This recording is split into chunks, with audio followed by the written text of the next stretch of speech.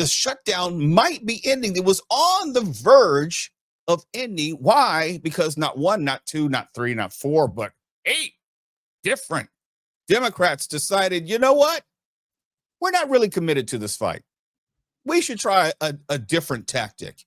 And if you haven't heard by now, 8 Senate Democrats have decided to break ranks and vote for this, I guess, continuing resolution. And I don't know why they did it. I'll let them speak for themselves, because I'm not going to justify what they're doing. But I'm talking about Senator Dick Durbin of Illinois, Jeanne Shaheen of New Hampshire, Maggie Hassan of New Hampshire, Jackie Rosen of Nevada, Catherine Cortez Master of Nevada, John Fetterman, Pennsylvania, of course, and Tim Kaine of Virginia, former vice presidential candidate, and Angus King of Maine, who's an independent but caucuses with the Democrats.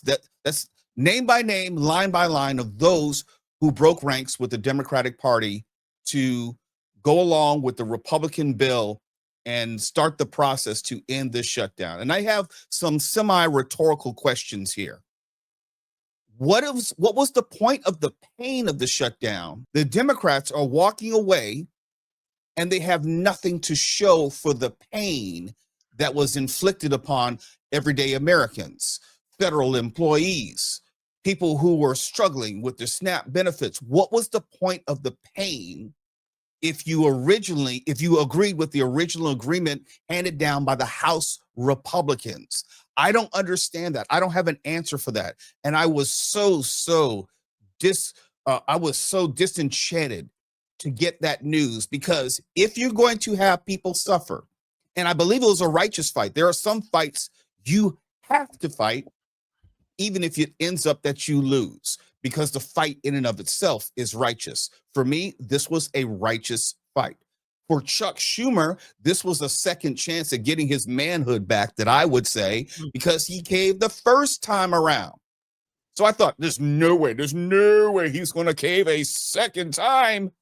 And I don't know if I can blame him personally for caving, but I can blame him for not keeping the Democratic caucus together. And that's why you have strong leadership to keep the caucus together. I was surprised that they did all this without any promised movement on healthcare, really. They didn't even get anything except for, we'll vote on it maybe when the time comes. So all of that, it really feels like for nothing. It was for nothing. It's not feels like for nothing. They cannot legitimately say that they tangibly received anything in return. It would be different if they said, okay, we're going to get a vote on health care and we're going to get some of these subsidies instated in the short term. All they got was, we'll just have a vote at a later date in December. And do you honestly believe that the Republicans who have been acting in bad faith up until this point will have a vote in good faith in a month? Because you've already showed your belly, you turned over, you showed your belly. So why is it the Republicans then would then have an earnest discussion about adding back the Obamacare subsidies if you've already shown right now that you're willing to walk away and get nothing, absolutely nothing? It's almost like the shutdown did not happen. And I really want to emphasize the fact that the Democrats received nothing except the pain of the shutdown. And here's the truth, and I've said this before, and I remain of this opinion, that who gets blamed for the shutdown doesn't mean anything, because there'll be some other world-threatening issue or controversy the next day, and the next day, and the next day between now and the midterm. So who gets blamed for the shutdown is secondary. But who wins the shutdown, in other words, who gets something out of it, is completely different. And the Democrats abrogated their responsibility to get something out of the shutdown. Hey, Tony, do you have the other video talking about the totality of the shutdown? Good morning, Robin. Well, President Trump was at the football game last night as this was all coming together, telling reporters only, quote, "It looks like we're getting very close to the shutdown ending." Now, the president has stayed out of all of this. Instead of negotiating and talking with Democrats, he has urged Republicans to stand their ground, making it clear to Democrats that they weren't going to get what they wanted. Trump conceded, though, just days ago that the shutdown was one of the reasons that Republicans lost in last week's elections, admitting the shutdown has been, quote, "worse for us Democrats than for them. But even as voters blamed Republicans, it's clear Trump's efforts to up the pressure on Democrats is working. Whether through those firings or the fight over food assistance, the president is making the impacts of this shutdown simply too painful to ignore. It does change the messaging of the moment, where last week, less than a week ago,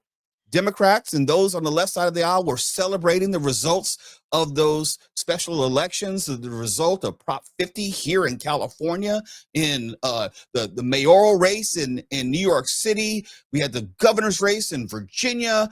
You had the governor's race in New Jersey. Democrats were feeling very good about themselves, and with good reason, justifiably so. And then less than a week later, that's why I said all this talk about who wins the shutdown is neither here nor there, because you can see just in the space of 6 days, the whole topic of conversation has changed because the shutdown is ending. And for some reason, the Democrats have broken ranks. I am so disappointed in the fact that we had the shutdown, and the Democrats who supposedly were committed to the shutdown obviously did not have the resolve to see it through, all the way through. And coming out of it, they're not getting anything. They're getting absolutely nothing. The shutdown was under the guise of fighting for healthcare subsidies to keep Obamacare, the Affordable Care Act, from collapsing, to keep you and me and everyone watching this feed right now from paying thousands of dollars more each month in healthcare. That was a righteous fight to have. And yet here we are. Chuck Schumer could not keep his caucus together. And then you have these 8 defections. And now we're right back where we started as a nation, all of us, right back where we started. And then you're not any closer to preserving healthcare. Oh, I'm sorry. You did get a promise, whatever that's worth, from Republicans to revisit this in a month. You think they're actually going to do something to save healthcare and the Affordable Care Act in a month? I'm hot, Kim. It's not the way I wanted to start my week. You and Delamater, he says, Mo, I was wrong also. I didn't think there'd be a cave-in now that we had him by the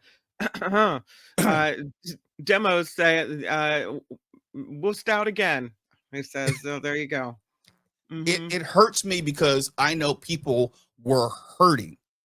People are still hurting. And on top of that, people are going to hurt even more because I cannot say confidently, I cannot say seriously, I cannot say in any way that the Republicans are going to come to the table and then try to hash out some sort of agreement before the winter recess, mind you, and everyone goes back home for the holidays, and they're going to do something to save the Affordable Care Act. Why? You had more leverage last week than you do now.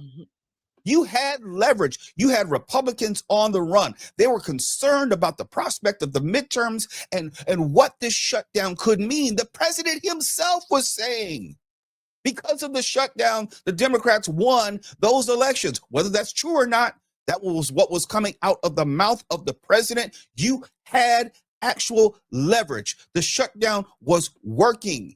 And although, and I'm not pushing aside the pain of Americans, but the pain has to be for a purpose. Otherwise, you're just enduring abuse. You are abusing Americans if you're not actually having them benefit in some way from the pain. If you could go back to your constituents and say, yes, I understand it's been painful for the past 50 or so days. We've had this shutdown. I understand that your families have been struggling, but we were fighting for you to ensure your health care. And on the other side of it, we have preserved your health care. And by that, saving you thousands of dollars per month. They can't say that. All they can say now is, well, we've helped reopen the government. And here's the flip side to that. This is the bad news. If the Democrats go around saying, well, we helped reopen the government, or we did this to reopen the government, then you are, in a way, arguing against yourself and then admitting, air quotes, that the Democrats shut down the government. And I know that I know that's not actually what happened, but you're playing into the Republicans' own messaging. I just don't understand this. And I understand that Chuck Schumer is more concerned with saving his political career. He wants to remain minority leader of the Senate. And I don't think he's going to be able to do that because even though he may not have been the one who caved, he was the one who allowed this to happen. This was, talk about martial arts, Kim. Here's something that we teach our students all the time. You don't want to be in a fight because usually bad things happen in a fight. Sure. You could win, you could still get hurt. You could lose and get hurt. You could win, not get hurt, and still get sued. You could lose, get hurt, get sued, all that. You could win, person can go to the car and come back with a gun. In other words, avoid a fight at all costs.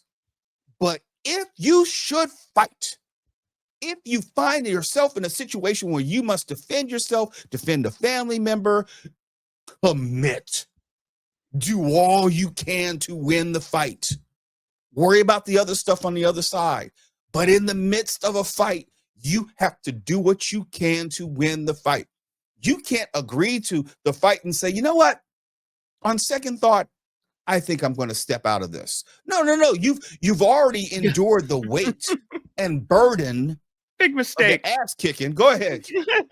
Big mistake on this fight. I didn't mean to get in here at all. No, go ahead. No. It's crazy. It's just crazy. We got a message from Vilma. She's upset. She says, why do 8 Democratic senators speak for the whole party? You give up too soon. They didn't speak for the whole party, but I think they were speaking out of their own selfish interests. We know the history of John Fetterman. He's just completely on his own agenda. I don't think he cares about the party at all. And without knowing, I think Angus King is retiring. And I believe a good number of these senators, have to look it up, are up for re-election, and they're concerned about their own personal electoral prospects. And unfortunately, when you're the minority party, or we're only talking about a small sliver of a party, you have outsized importance and power.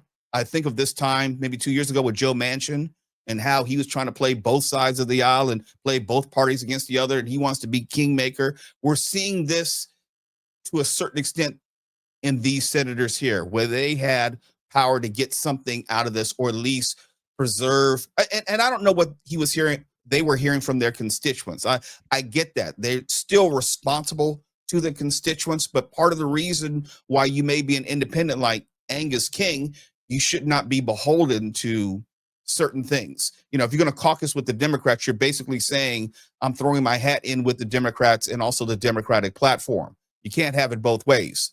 If you're going to be caucusing with the Democrats, then you should be mindful of the Democratic platform. And Angus King hurt the Democrats.